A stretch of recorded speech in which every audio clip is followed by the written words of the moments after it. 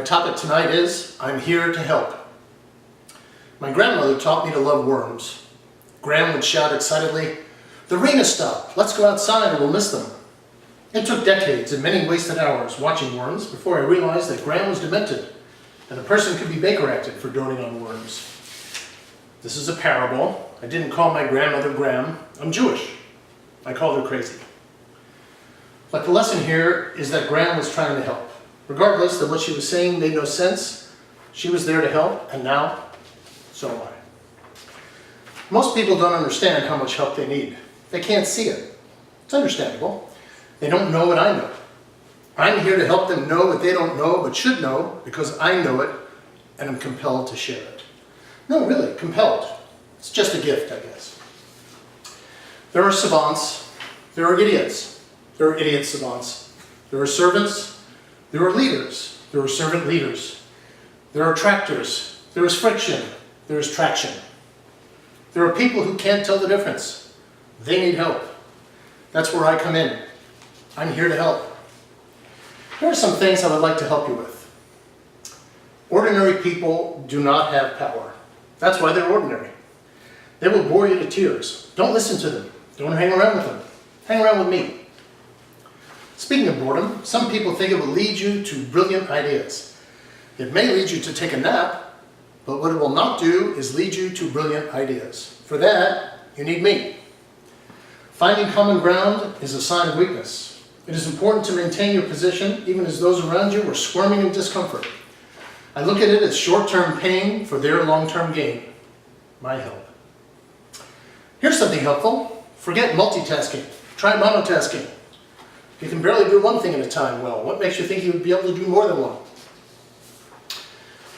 Another. There is no problem so bad you can't make it worse. This is a corollary to my previous point regarding finding common ground. Just because a conversation, friendship, or relationship isn't going well doesn't mean it's time to back off. No, it's important to plow ahead in order to help the others who are in pain realize why they're in pain. Because they haven't thought the subject through as you have. Adversity and even hatred are no reasons not to help. That's why I'm here. Stop telling everyone how hard you work. Anyone can work hard. No one cares. In fact, no one even believes you, except for Edie. I believe Edie. Yeah, sure you work 80 hours a week. So that's, let's see, 12 hours a day, 7 days a week. Really? Or maybe you only work 70 hours a week. You take one 12-hour day off per week. Okay? I'm here to help. Knock it off. Tell people how successful you are without working hard. That's impressive. Here's some important medical help. Half of what medical science knows is wrong. We just don't know which half. If you're feeling well, there's no reason to see a doctor. If you aren't, there are internet chat rooms. Diversity makes life more confusing, especially for white people.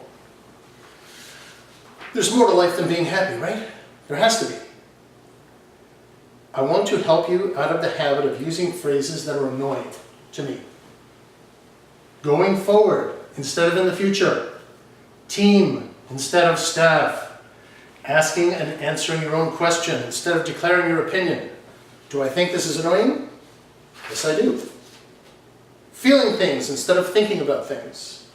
Inflecting your voice at the end of a declarative sentence so no one knows if you're asking them or telling them. Saying sort of every 10 seconds when you mean actually. Or better yet, omit the concept altogether and just say what you mean. Misusing begs the question. It doesn't mean it brings up the question. It has nothing to do with that. It describes a sort of circular reasoning. Don't say thank you when someone thanks you. For God's sake, say you're welcome. Please let me help. That's why I'm here. Making a bad first impression will give you more free time. Don't waste time trying to impress people you'll never see again, or even more importantly, people you don't want to ever see again. The bad things caused by making a good first impression far outweigh the good. Do you really want to be invited to every half-assed party for someone's cousin's new baby? Do yourself a favor. Get on the do not call list. It'll free up lots of time and save you tons of money. Remember, I'm here to help. Another, your first answer should always be no. Whether to an invitation to dinner, or a party, or to rhetorical questions such as, "Can I ask you a favor?" quickly blurting out "no" will be misconstrued as humorous, and since the questioner will likely continue with their request, give you an out if you really don't want to do them a favor. Remember, no good deed goes unpunished. I'm here to help. And that leads to another important area where I can help. Always think, what's in it for me? Not only will you soon find yourself alone in a dark room, you won't have to worry about being interrupted. Your friends, the few who remain, will be impressed with your commitment. And when you're feeling weak or uncertain, remember who's here to help. I am.